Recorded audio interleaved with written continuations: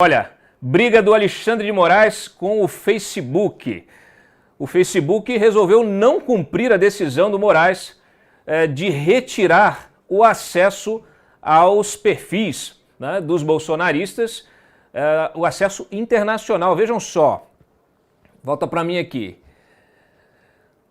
O Alexandre de Moraes havia bloqueado, né, no início da semana os perfis dos bolsonaristas, vocês acompanharam isso conosco. E aí, o que eles fizeram? Mudaram, bastava você mudar ali na configuração o seu país de origem, botava lá Afeganistão, Índia, Camboja, e você passava a ter acesso, né, ao seu Twitter, ao tweet, né, do bolsonarista, do militante lá, ou do perfil no Facebook, enfim, você poderia ter acesso. E as pessoas também, de fora do país, também tinham acesso a esses perfis. Eles mesmos se denunciaram, né, falaram nas redes que estavam fazendo isso.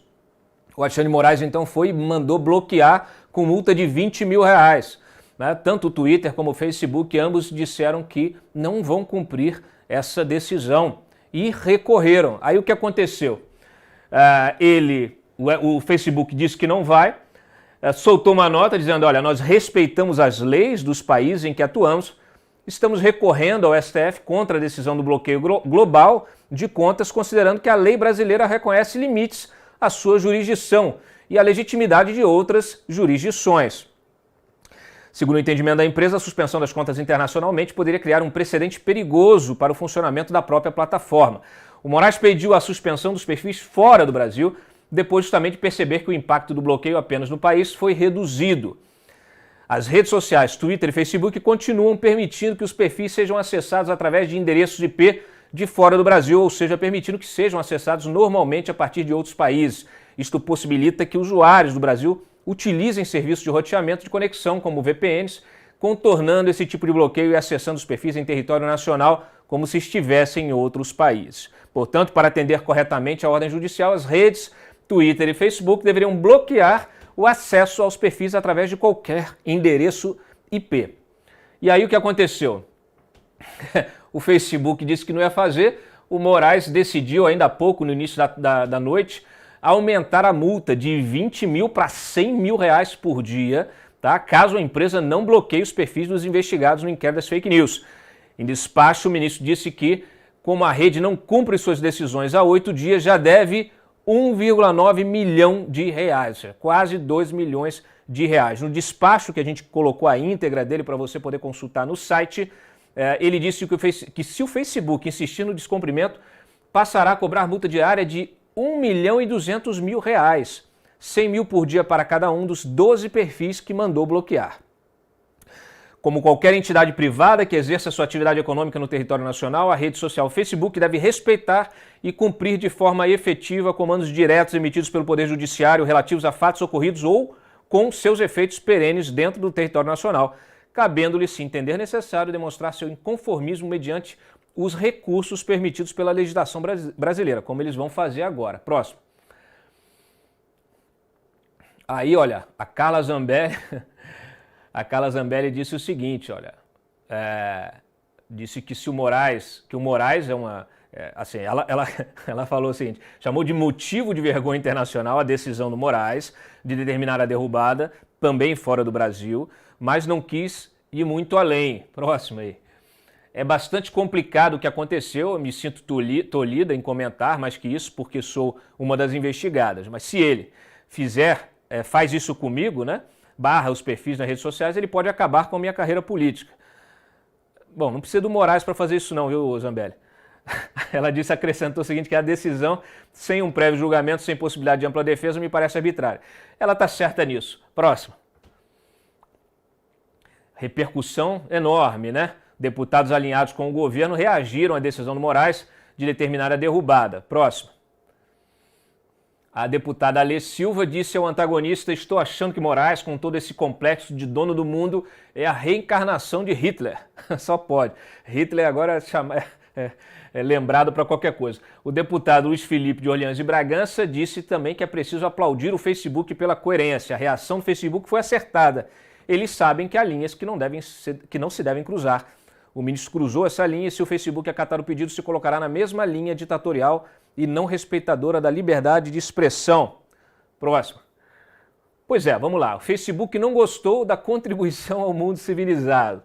E aí, em editorial aqui do antagonista, a gente diz o seguinte: ao recusar-se a tirar do ar os perfis dos bolsonaristas no exterior, como determinou Alexandre Moraes, o Facebook mostrou que não aceita que o mundo civilizado precise dessa contribuição brasileira, como disse o Gilmar Mendes a respeito do inquérito das fake news.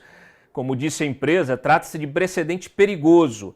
Imagine-se a justiça russa ordenando que se tire perfis de oposição a Vladimir Putin no exterior, ou a justiça húngara fazendo o mesmo em relação a perfis contrários a Viktor Orbán. Não dá.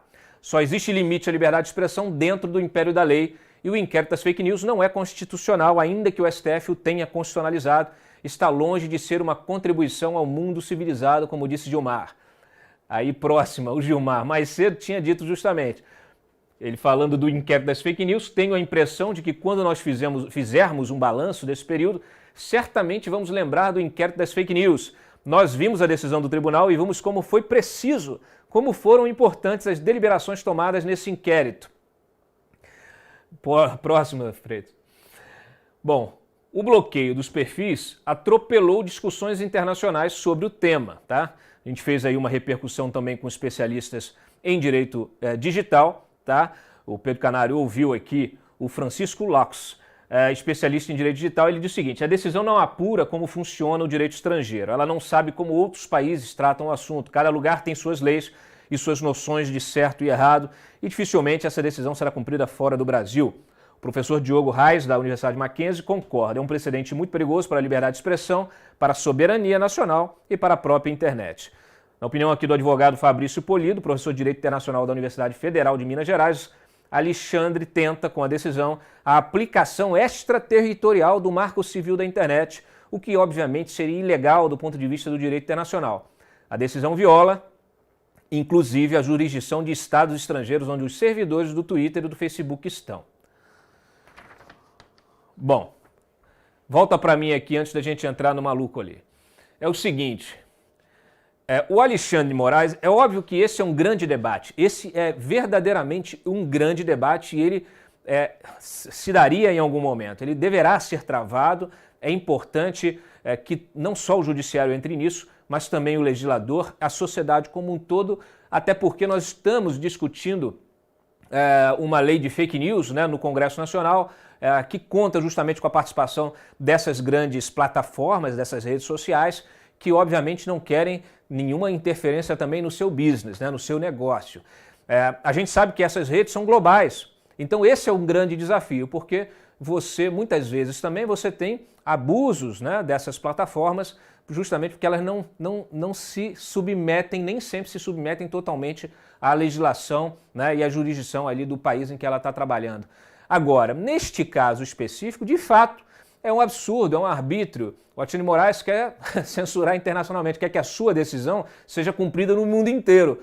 Então, de fato, olha, tá demais, né? Tem que ter aí realmente, pelo menos, o limite territorial, né? Ele impede, né, qualquer efeito da lei brasileira fora do país. Nós já nos manifestamos sobre essa questão da censura, já dissemos claramente que é preciso investigar e punir quem dissemina, né, quem participa dessas máquinas de difamação, de manipulação de opiniões. As plataformas têm muita responsabilidade nisso, porque elas são capazes de identificar movimentos de robôs organizados dentro das plataformas e limitar isso, assim como ela tem a chance também de evitar o anonimato, né? A Constituição, ela proíbe o anonimato, ela permite, garante a manifestação, a livre manifestação, proíbe o anonimato. Então, assim, esse é um tema absolutamente sensível, absolutamente atual, né? E precisa ser travado. Muita gente nem tem,